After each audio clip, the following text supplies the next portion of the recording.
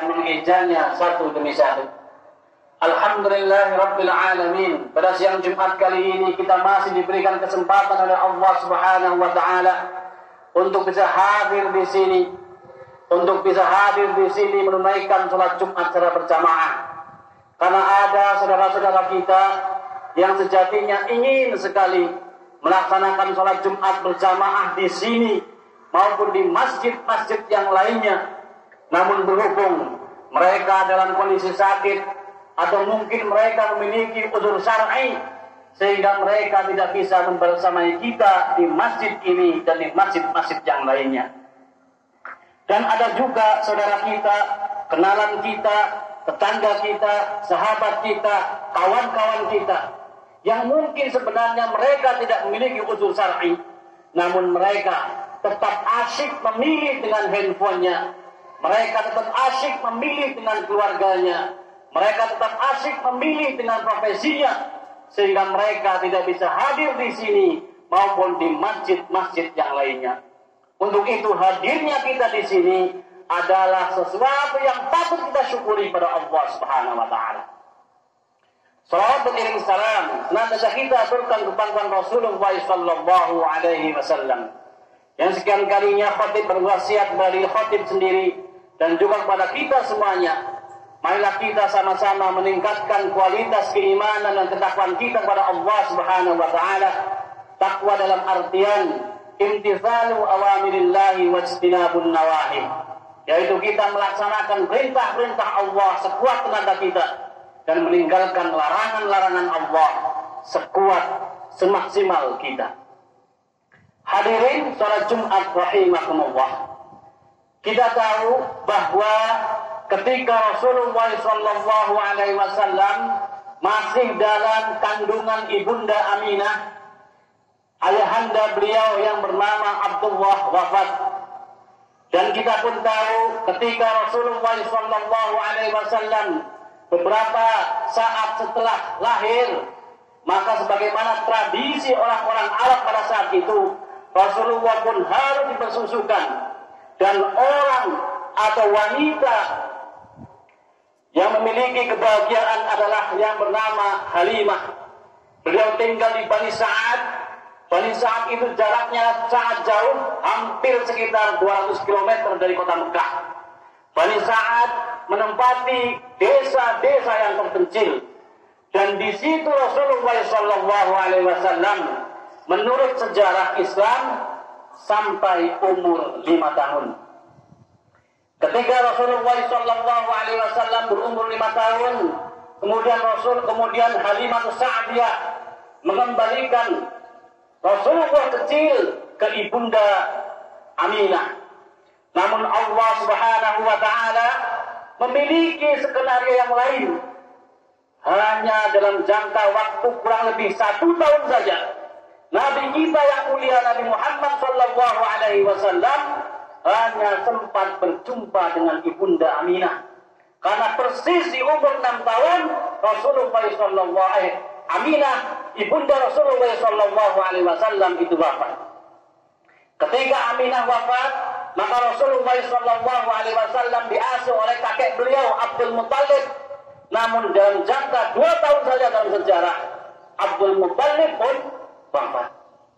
Dan ketika Abdul Muttalib wafat, maka Rasulullah SAW dari umur 8 tahun sampai 3 tahun sebelum hijrah, Rasulullah itu bersama paman beliau Abu Talib.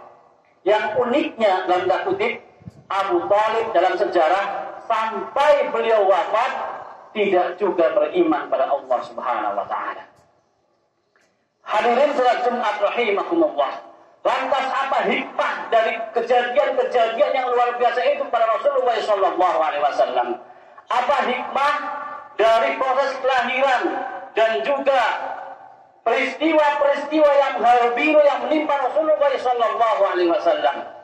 Dan menurut buku Fiqh Sirah karangan Dr. Said Ramadan Al-Buti, bahwa sengaja Allah Subhanahu wa taala melahirkan Rasulullah dalam keadaan yatim dan lain sebagainya agar apa? Hadirin jamaah yang Allah muliakan, agar musuh-musuh Islam tidak menemukan celah, tidak menemukan jalan-jalan untuk mengatakan bahwa Nabi Muhammad telah dididik sedari kecil, agar musuh-musuh Islam tidak menemukan celah, agar Nabi Muhammad telah dipelihara, telah dididik, telah diberikan transformasi ilmu oleh orang-orang dekatnya, oleh ayahnya, oleh ibundanya, oleh kakeknya, oleh pamannya, dan lain sebagainya. Dan hal ini terbantahkan. Dan agar Allah langsung yang memberikan pemeliharaan, agar Allah langsung yang memberikan didikan, bimbingan pada Rasulullah SAW melalui malaikat Jibril. Jadi itu menjadi salah satu hal terbesar terkait dengan kenapa Rasulullah SAW dilahirkan dalam keadaan yatim dan lain sebagainya. Hadirin salat Jumat rahimakumullah, lantas di momen Rabiul Awal ini, apa sikap kita, apa rasa hormat kita kepada Rasulullah SAW? Apakah kita cukup dengan melaksanakan, menggelar pengajian Rabiul Awal saja?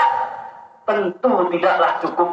Setidaknya ada 3 hal yang harus kita lakukan untuk menghormati Rasulullah SAW.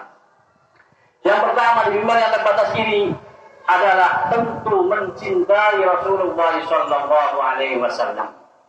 Kita dituntut untuk mencintai Rasulullah SAW di atas cinta kita bahkan kepada orang tua kita. Ada sebuah cerita yang sangat luar biasa dari seorang Bilal. Suatu ketika Bilal dalam keadaan sakit yang sangat keras. Kemudian beberapa sahabat-sahabatnya itu menjenguk Bilal. Mungkin salah satu dari sahabat Bilal itu berucap, kasihan sekali Bilal, sepertinya sebentar lagi akan meninggalkan dunia. Dan hal itu pun didengar oleh Bilal. Apa yang dikatakan oleh Bilal? Engkau wahai sahabatku, jangan engkau mengasihani saya. Justru ketika saya lebih cepat meninggal, saya lebih bahagia. Karena apa? Karena sebentar lagi saya akan berjumpa dengan kekasih saya, yaitu Rasulullah SAW. Kenapa Bilal begitu pede? Karena Bilal pernah mendengar bahwa Rasulullah SAW pernah berkata, wahai Bilal, saya mendengar kedua kelompokmu ada di dalam surga. Dan seandainya kita adalah orang-orang yang patuh kepada Rasulullah SAW, maka saya yakin, kita semua yakin, ketika kita akan dipanggil oleh Allah Subhanahu Wa Taala, kita tidak akan merasa ketakutan, karena kita akan bertemu dengan Rasulullah SAW. Inilah PR besar kita. Yang kedua adalah bagaimana agar kita hormat, berakhlak pada Rasulullah SAW. Yang kedua, setelah kita mencintainya, maka bukti cinta yaitu kita mengikuti dan mentaatinya. Dalam sebuah ayat di Quran surat An-Nisa ayat 64, A'udzu billahi minasyaitonir rajim. Wa ma arsalna min rasulin illa liyuta'a bi idznillah. Kata Allah Subhanahu wa taala, dan tidaklah dijadikan seorang rasul itu untuk ditaati dengan izin Allah Subhanahu wa taala. Jadi seandainya kita mau dikatakan berakhlak kepada Rasulullah SAW, maka kita harus mentaati Rasulullah SAW. Maka kita harus mengikuti Rasulullah SAW. Kita tidak boleh memberi, kita tidak boleh membuat ajaran-ajaran sendiri, alasan-alasan tersendiri. Namun kita harus mentaati Rasulullah SAW. Ketika Rasulullah SAW memerintahkan kita untuk menjaga tauhid kita dengan benar, maka kita harus menjaga tauhid kita dengan benar. Jangan sampai kita justru mencari rizki melalui kuburan, melalui dukun-dukun dan lain sebagainya, yang justru itu adalah menodai ketauhidan kita kepada Allah Subhanahu wa taala. Jika Rasulullah SAW memerintahkan kita untuk sholat tepat waktu, untuk sholat 5 waktu, maka kita jangan sampai meninggalkan sholat 5 waktu, apapun kondisi kita.